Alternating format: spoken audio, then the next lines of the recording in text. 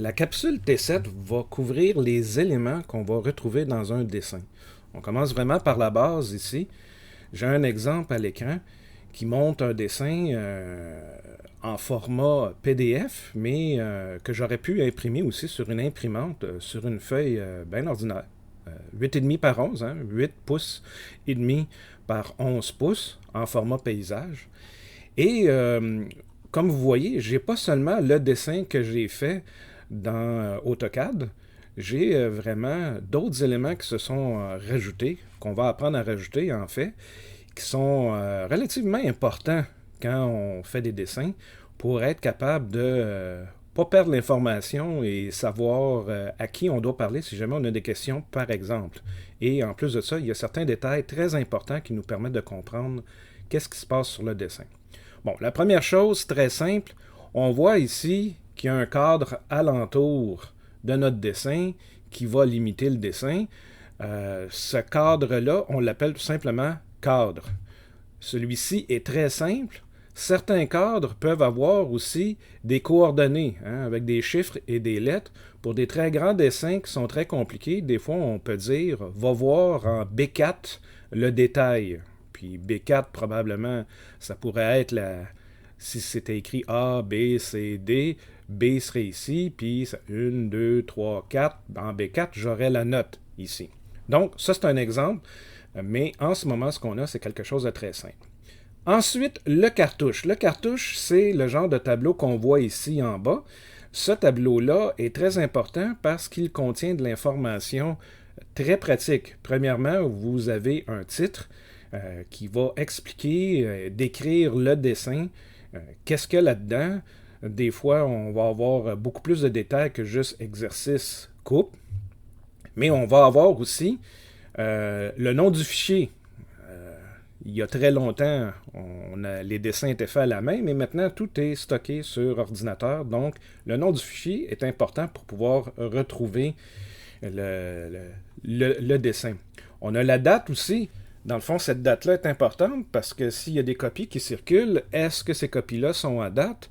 Ben, il y a peut-être eu des révisions et ça nous permet de savoir c'est quoi la dernière date du dessin pour être sûr qu'on a la bonne version. Feuille, bien, des fois, un fichier de dessin peut avoir plusieurs pages.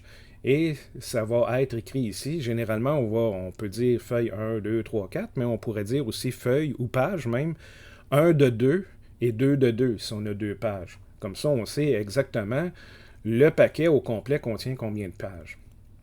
Quelque chose aussi qui est très important, on voit ici dessin par et vérifié par. Des fois, vous allez retrouver ça sous auteur ou dessinateur, etc. Bien, des fois, si on a des questions à poser, on veut savoir c'est qui le dessinateur pour savoir c'est quoi ça, ça sert à quoi, ça vient d'où, ça va où, etc.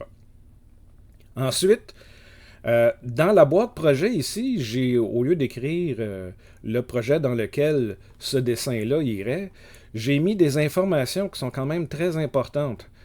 On voit quand on va mettre des cotes sur nos dessins, ces cotes-là, ça va être seulement des nombres. Des nombres, et on ne va pas spécifier millimètres ou pouces. C'est dans le cartouche qu'on va spécifier si on est dans le système métrique ou dans le système impérial. Est-ce que nos unités, ce sont des millimètres, des pouces, des pieds, des mètres, des kilomètres? Ça peut aller jusque-là très facilement. Bien, c'est important de l'indiquer. Et aussi, dans les cartouches, souvent, il y a un endroit pour indiquer c'est quoi le matériau utilisé pour fabriquer cet objet-là. Nous, on le sait, on a déjà manipulé cet objet-là. C'était un objet imprimé, fait par l'impression 3D, en plastique, en polymère. Donc, j'ai tout simplement dit polymère, mais j'aurais pu dire que c'était un autre matériau. Ça aurait pu être de l'ABS ou du polypropylène ou des choses comme ça. Donc, ensuite, là, c'est très important, c'est le bout le plus difficile à comprendre, l'échelle. Qu'est-ce que ça veut dire l'échelle? Si on regarde ça textuellement, si on traduit ce que ça veut dire cette boîte-là, ça veut dire qu'une unité sur le dessin, équivaut à 2 unités ou plutôt dans la réalité. Alors, si j'avais 1 pouce, ou 1 centimètre, prenons 1 centimètre, si j'avais 1 centimètre sur ma feuille de papier, ici, je ne sais pas, en fait, probablement que ça a 20 cm de diamètre, donc 20 cm pas 20 cm, 2 cm de diamètre, si ça a 2 cm de diamètre, que je le mesure, ben ça veut dire que dans la réalité, le trou a vraiment 4 cm de diamètre. C'est important de comprendre. Puis là, c'est facile de voir parce que vous avez manipulé l'objet. Si on prend l'objet, si on imprime ça sur une feuille de papier, puis on vient déposer l'objet réel à côté de notre dessin ou par-dessus notre dessin, on va voir que l'objet est 2 fois plus gros que notre dessin. Donc, notre dessin équivaut à la moitié. C'est la moitié de la grandeur de la réalité. Et là, vous pouvez comprendre qu'une autre façon qu'on pourrait dire ça, c'est que l'échelle, c'est 1/2. 1 sur 2. C'est 1/2 la réalité. Si j'avais eu l'inverse, si j'avais eu 2 pour 1, ça veut dire que une dimension sur mon dessin est 2 fois plus petite dans la réalité. Ou une dimension dans la réalité est 2 fois plus grosse sur mon dessin. Ça, on va voir ces chiffres-là, quand c'est 2 pour 1, 3 pour 1, 4 pour 1, c'est comme si on faisait un agrandissement, un zoom. Donc, le dessin va être plus gros. La pièce va être plus grosse sur notre dessin qu'elle l'est en réalité. Donc, ça, c'est bien pratique. Quand on veut faire la conception, le plan d'une petite pièce, ben, si on peut l'avoir grossi, on va mieux pouvoir comprendre les détails dans la pièce. Alors, l'échelle, c'est bien important. On va faire des exercices pour s'assurer qu'on comprenne bien ceci. Ça, c'est un cadre relativement simple. C'est le cadre qu'on va utiliser dans notre cours. On commence vraiment par la base, apprendre à remplir des cartouches. Très important, c'est pas une option. Il faut absolument toujours remplir les cartouches. Je vous donne d'autres exemples de cartouches. Le cartouche qu'on va voir, notre cartouche standard dans SolidWorks est beaucoup plus élaborée. Vous voyez aussi, j'ai une place spéciale pour les matériaux. Bon, mon matériau ici dans ma conception n'a pas été spécifié, mais si j'avais eu un alliage d'aluminium, je l'aurais indiqué ici. S'il y a un fini particulier, même chose. S'il y a un traitement, comme un plaquage ou un traitement thermique, je l'aurais indiqué ici aussi. J'ai des indications sur les tolérances en général dans mon dessin. Vous voyez l'échelle, elle est ici. C'est écrit petit, mais toujours regardez. Ça, c'est une des informations les plus cruciales dans le dessin. Et vous voyez, il y a 2 boîtes à cocher. Il y en a une que c'est écrit inch, l'autre c'est écrit millimètre.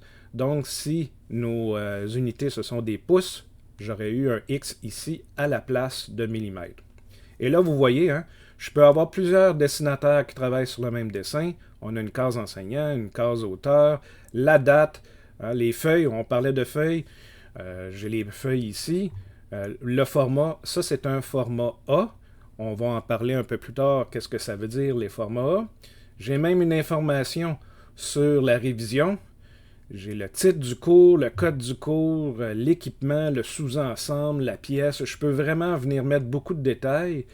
Et j'ai un fichier pour l'objet 3D et un autre fichier pour le dessin lui-même. Donc, vous voyez, j'ai énormément d'informations, mais elle est toute pratique et excessivement importante. Il ne faut pas la laisser de côté. Et je peux avoir d'autres choses. Sur celui-ci, je peux avoir des notes dans mon dessin qui viennent donner des consignes ou spécifier des détails. Ici, vous voyez, j'ai un tableau de plus qui vont suivre c'est quoi les révisions. Si j'ai fait des modifications dans mon dessin, je peux suivre à chacune de ces modifications-là qu'est-ce qui a été fait. Donc, beaucoup de choses qui peuvent être ajoutées. Je vous montre un autre exemple. Celui-ci, un instant.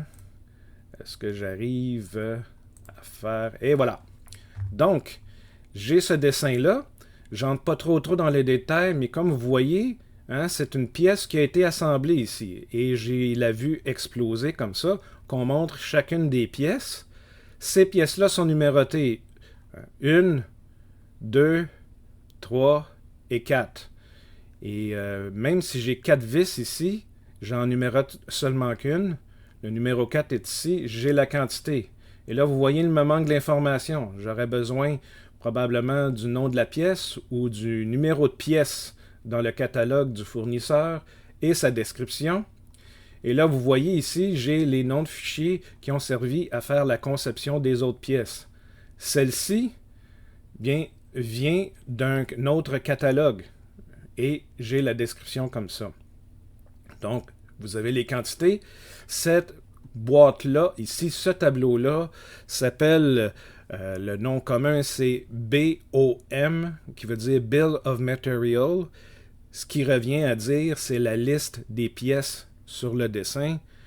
Essentiel quand on a un dessin assemblé comme ça, puis qu'on veut dire, voici les pièces qui composent mon assemblage. Et vous avez ici mon cartouche. Exemple de ce qu'il ne faut pas faire. Vous voyez, il y a des trous de vide. Ben, il faut vraiment s'assurer que le cartouche a été rempli. Ça fait le tour des éléments de base d'un dessin. Et comme je vous dis, on va pratiquer beaucoup les échelles pour être sûr que c'est bien compris.